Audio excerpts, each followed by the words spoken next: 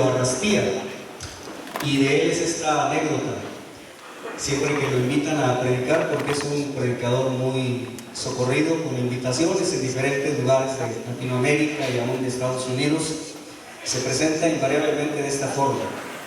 Cuando hacen toda la lectura de sus credenciales, de su currículum, pasa al frente y dice: hermanos, lamento mucho decirles que el hermano que presentaron no vino, pero aquí estoy yo. Bendigo a Dios, hermanos, la oportunidad de estar por segunda ocasión en este hermoso país y con este mucho mayor, hermoso grupo de pastores y ministros, tanto de este como de otros países de aquí de Centroamérica. De veras que la gracia de Dios es grande para mí al permitirme este privilegio, hermanos, y esta alegría. Me han pedido que comparta con ustedes este tema, una iglesia consagrada. Y estarán de acuerdo conmigo, como conocedores de la Biblia, que si hay un ejemplo en la Escritura de una iglesia que reúna las características para ser consagrada, es la iglesia que relata el libro de los Hechos en sus primeros capítulos, que es, por cierto, la primera iglesia cristiana, y las características de esa iglesia han quedado como un modelo para todo el mundo cristiano que ha surgido a lo largo de los siglos después de ellos. Así que yo les invito a que en esta mañana recordemos algunas de las características que tiene esta iglesia de Jerusalén, y les invito a que abran su Biblia, por favor, para que localicen nuestra lectura base en el libro de los Hechos, en el capítulo número 2. Y voy a dar lectura en voz alta del versículo 42 y hasta el final del capítulo, en el verso 47. Hechos capítulo 2, del verso 42 al versículo 47.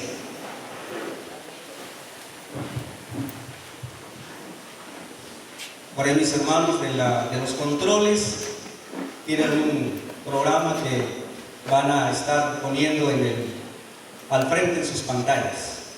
Si están ahí, hermanos, en la lectura indicada, permítanme leer en voz alta esta porción del escrito. Y perseveraban en la doctrina de los apóstoles y en la comunión y en el partimiento del pan y en las oraciones. Y toda persona tenía temor, y muchas maravillas y señales eran hechas por los apóstoles. Y todos los que creían estaban juntos y tenían todas las cosas comunes, y vendían las posesiones y las haciendas y repartíanlas a todos como cada uno había menester. Y perseverando unánimes cada día en el templo y partiendo el pan en las casas, comían juntos con alegría y con sencillez de corazón, alabando a Dios y teniendo gracia con todo el pueblo. Y el Señor añadía cada día a la iglesia los que habían de ser salvos. Amén. Por favor, oren conmigo, hermanos, cerrando sus ojos. Padre bendito, en esta hermosa mañana, luego de las alabanzas que te hemos tributado, de los momentos en los que nos hemos dado la diestra de compañía, el parabién, la bienvenida a todos estos tus siervos, tus hijos, estamos listos, Señor, para que tu palabra pueda venir a fortalecer nuestra vida, a desafiarnos, a mostrar tu voluntad y a indicarnos el camino que tenemos que seguir. Nos desafía, Señor, a través de esta palabra, a mantener firme nuestra vocación, el llamado que tú nos has dado para ser esa iglesia enteramente consagrada a ti. Permite, Señor, que lo podamos ser para tu honra y para tu gloria, y para testimonio nuestro, para el lugar en donde vivimos y para este mundo que carece del Evangelio. La gloria sea para ti, Señor, en el nombre de Jesús, nuestro Señor y Salvador. Amén. ¿Quieren sentarse, hermanos, por favor?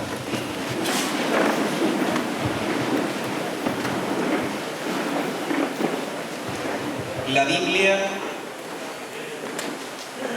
nos advierte, hermanos, sobre el peligro de consagrar algo a la ligera. En la siguiente lámina comparto un pasaje de Proverbios, en el capítulo 20, en el verso 25,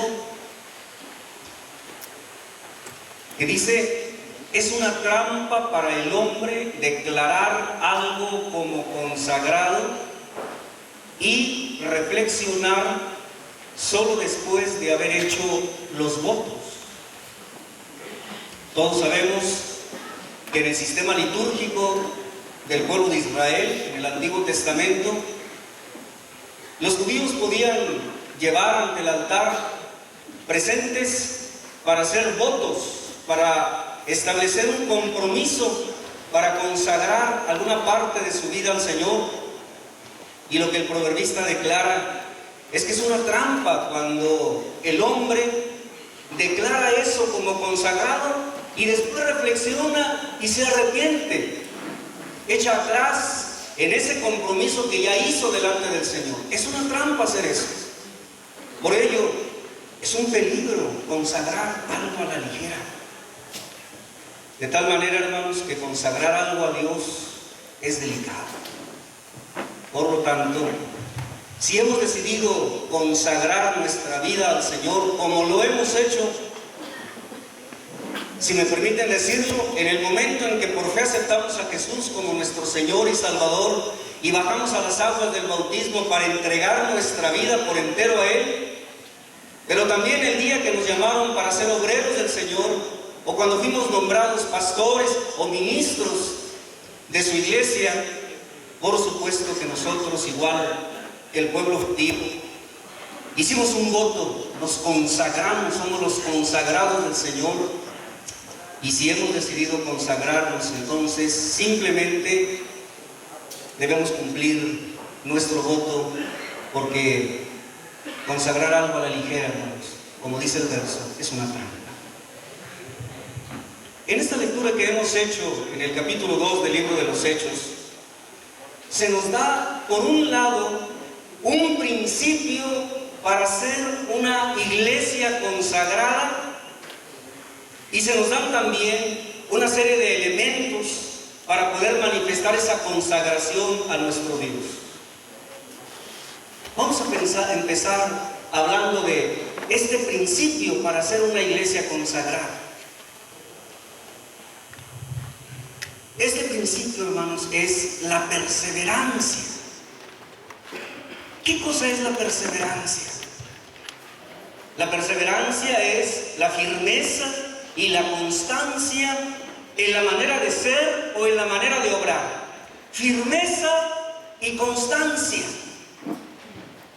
Algo que habla, hermanos, de una determinación, de algo que se decide, de algo que se asume como algo que yo voy a hacer y luego se lleva a cabo en el tiempo, permanentemente, de una manera constante. Entonces, firmeza y constancia en la manera de ser o de obrar, esa es la perseverancia. Por ejemplo, hermanos, el apóstol Pablo de eso habla en su primera carta a los Corintios, en el capítulo 15 y en el verso 58, en donde dice: así que, hermanos míos amados, estad firmes y constantes en la obra del Señor siempre, sabiendo que vuestro trabajo en el Señor no es vano. Entonces, firmeza y constancia, claridad en cuanto a lo que se cree y acción en cuanto a eso que se cree, puesto en movimiento, llevado a cabo. Eso es lo que es la perseverancia.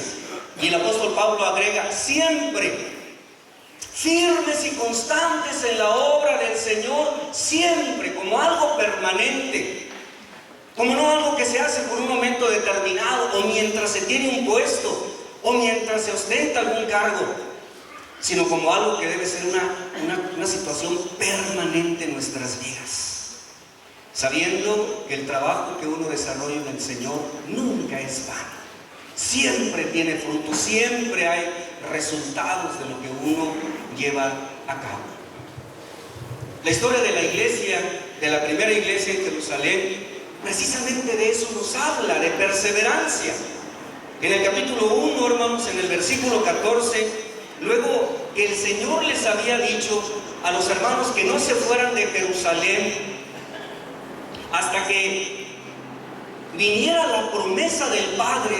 Capítulo 1, verso 4, dice: y estando juntos les mandó que no se fueran de Jerusalén, sino que esperasen la promesa del Padre, que oíste, dijo de mí. No debían de irse, tenían que permanecer allí en la ciudad de Jerusalén, esperando la promesa del Padre. Y el verso 14 alude a esta perseverancia. Todos estos, dice el verso, perseveraban unánimes en oración y ruego con las mujeres y con María, la madre de Jesús, y con sus hermanos. Esas 120 personas creyentes que habían visto, hermanos, como el Señor había resucitado y había estado con ellos durante todos esos días, y algunos de ellos, los apóstoles, lo habían visto ascender al cielo de donde había venido. No se habían retirado de la ciudad porque estaban ahí esperando esta promesa del Señor, que el Señor Jesús les había dado, y por lo tanto estaban perseverando, firmes en lo que habían creído y constantes esperando ese momento glorioso de que esa promesa se hiciera realidad. Es interesante notar, hermanos, que esta perseverancia no es solo así, una perseverancia simple, sino que aquí hay un adjetivo que se agrega a la perseverancia y es unánime. ¿Y qué quiere decir unánime, hermanos? Alude al hecho de que forma parte de todos los que estaban reunidos, todos los 120 sin menguar en ninguno de ellos, cada uno de ellos estaba unánime esperando. Pero unánime no solamente alude al hecho de que todos la compartían, sino al gozo, a la alegría, al estado de ánimo, al interior, a lo que había en el corazón de todos ellos, que ahí, hermanos, estaban juntos en aquel aposento alto, teniendo esta labor de espera ante la promesa del Padre. Más adelante, hermanos, en el capítulo 6 de este mismo libro, en la historia maravillosa de esta primera iglesia, nos dice en el versículo 4 que los apóstoles, ya en plena labor de compartir el evangelio y de dirigir a la naciente iglesia en Jerusalén, entendieron que para poder desempeñar, para poder llevar a cabo la labor a la que habían sido llamados, la perseverancia era un requisito indispensable. Dice el versículo, hermanos: y nosotros persistiremos en la oración y persistiremos en el ministerio de la palabra.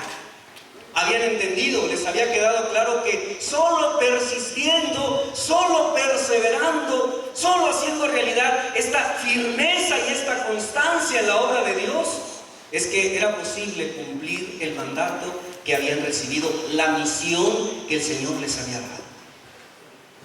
Y finalmente, hermanos, en este principio para ser una iglesia consagrada, que es la perseverancia, basta recordar las palabras del Señor Jesús, que en el Evangelio según Mateo, en el capítulo 24 y en el versículo 13, nos dice que la condición para llegar a la meta que el Señor ha trazado para su pueblo es precisamente la perseverancia. Usted sabe de memoria el verso, hermanos: mas el que perseverare hasta el fin, ¿qué cosa?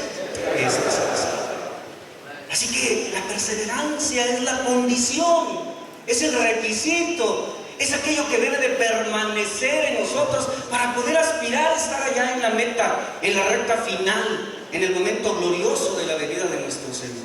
Entonces, el principio para ser una iglesia consagrada es la perseverancia. Ahora, regresando, hermanos, al capítulo 2, nuestra lectura base del libro de los Hechos, en la siguiente lámina podemos empezar a ver uno a uno de los elementos de esta iglesia consagrada.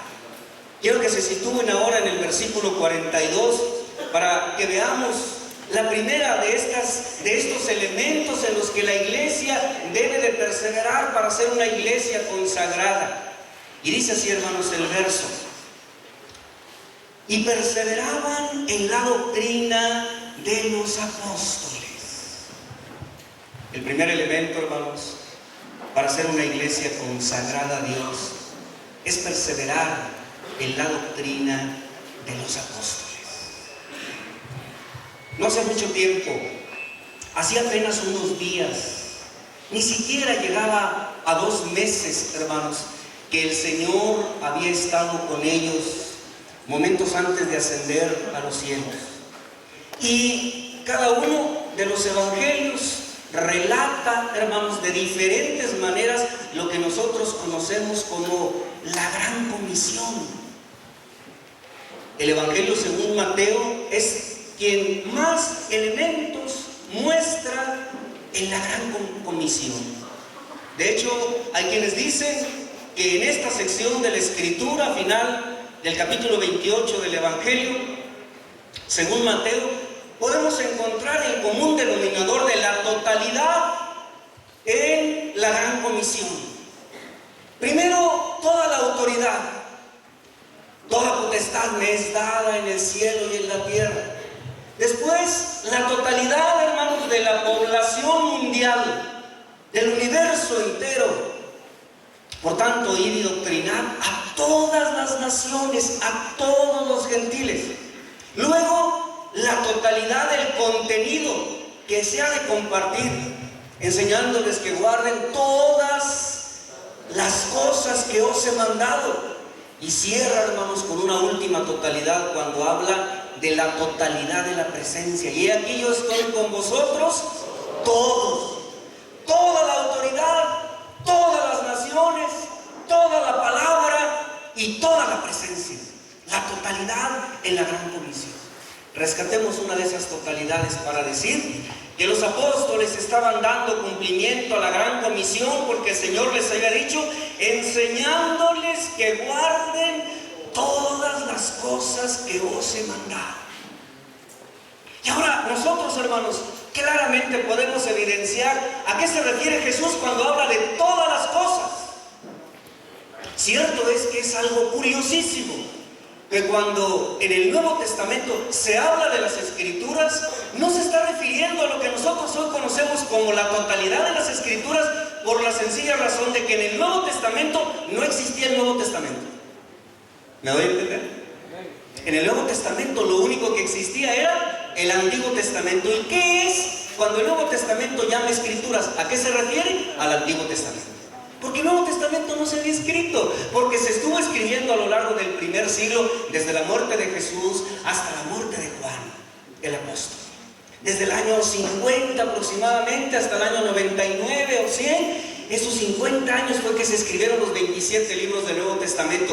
Por ello, cuando el Señor les dice, todas las cosas que os he mandado es el Antiguo Testamento en su manera total, más aquellas cosas que el Señor había dicho, oíste que fue dicho a los antiguos, más yo os digo. Y venía toda la doctrina cristiana. Y que ahora, hermanos, no solamente Jesús, sino los apóstoles, Pablo, Pedro, Judas, Santiago, Juan, dejaron escritas para nuestra enseñanza. Así que el primer elemento para una iglesia consagrada es perseverar en la palabra. Perseverar, hermanos, en la doctrina que está contenida desde Génesis capítulo 1, verso 1 hasta Apocalipsis capítulo 2, verso 21. Toda la Biblia, toda es palabra de Dios. Eso es lo que dice, por ejemplo, hermanos, el apóstol Pablo en Romanos. Porque las cosas que antes fueron escritas para nuestra enseñanza fueron escritas para que por la paciencia y por la consolación de las Escrituras tengamos esperanza. Entonces, el primer elemento para una iglesia, hermanos, consagrada debe ser estar abrevando en la palabra de Dios. Ahora, hay muchos lugares donde abrevar, pero son aguas amargas, hermanos. Son aguas que no aprovechan. Son aguas que tienen veneno, que envenenan la sana doctrina, que envenenan la concepción adecuada de la palabra de Dios, que minan la fe, que apartan la verdad del oído de las personas, porque solo tenemos que voltear a la voluntad de Dios, hermanos, que está contenida en su palabra. Luego de que la persona acepta al Señor Jesucristo como su único y suficiente Salvador y Señor, debe iniciar en él un proceso de edificación. Vayan conmigo a Colosenses, hermanos, para poder mirar de qué manera tan clara el apóstol Pablo establece este proceso de edificación que deben hacer en todo creyente una vez que acepta a Jesús como su Salvador, como el Señor de su vida. Y ahí el apóstol Pablo lo dice de esta forma, Colosenses capítulo 2, versículo 6. Por tanto, de la manera que habéis recibido al Señor Jesucristo, dice a continuación, andad en Él. Hermanos, estas palabras es la gran comisión dicha de otra manera. Por tanto, ir y doctrinar a todos los gentiles, bautizándolos en el nombre del Padre, del Hijo y del Espíritu Santo. Y luego dice, enseñándoles que guarden todas las cosas que os he mandado. Es lo que dice Pablo. Por tanto, de la manera que habéis recibido al Señor Jesucristo, luego de la evangelización y que la persona entrega su vida al Señor, y una vez que nace, hermanos, que pasa de muerte a vida, de las tinieblas a la luz admirable, entonces inicia para ella un proceso que dura el resto de la vida, hermanos. Porque el creyente, como usted y yo, nos convertimos en aprendices de la palabra y nunca vamos a dejar de ser estudiosos de la palabra. Así como habéis, dice aquí, recibido a Jesús, andad en Él. ¿Cómo? Verso 7. Arraigados y sobreedificados en Él. Arraigados, que las raíces de nuestra fe se hundan en la doctrina de Jesucristo. Todas las cosas que yo os he enseñado. Que nuestra fe esté cimentada, que tenga profundas raíces, que esté firmemente anclada a la palabra, al evangelio, a la doctrina, a la palabra de Dios. Y sobreedificados, como esta imagen que nos da el apóstol Pablo de la iglesia como un edificio en el que vamos, en el fundamento que es Jesucristo, edificándonos cada uno de nosotros para ser un edificio santo, morada del Espíritu de Dios. Así como habéis aprendido, creciendo en ella, en esa fe, con hacimiento de gracia. ¡Qué maravilla, hermanos! Mira a mi mente un hermoso caso, hermanos, de una conversión de una mujer que estando en un penal en la ciudad de Guadalajara, en México, con una múltiple acusación de narcotráfico, posesión de armas y 10 delitos más. Llegó el evangelio, hermanos, a través de unos predicadores de nuestra iglesia. Esta mujer llegó tímidamente la primera ocasión y empezó a enamorarse de la palabra, del evangelio, hasta que decidió entregar su vida al Señor. Y cuando el juez iba a dictar la sentencia y ella sabía que le esperaba mínimo, hermanos, una o más cadenas perpetuas por los crímenes que había cometido y por toda la vida delictuosa que ella había tenido, ¿cuál fue el milagro, hermanos? Que la declararon libre.